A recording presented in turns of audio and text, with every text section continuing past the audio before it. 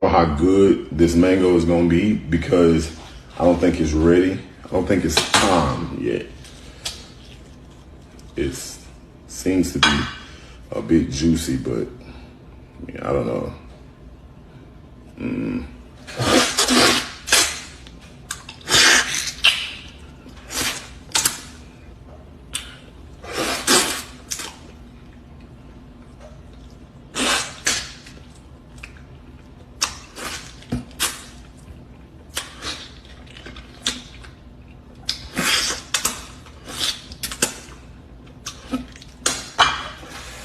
If you know me, you know I love mangoes. So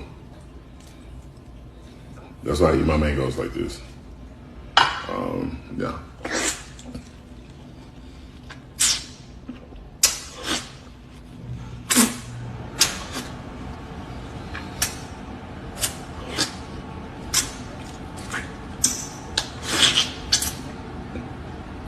This one was juicy, so I appreciate the Lord for that.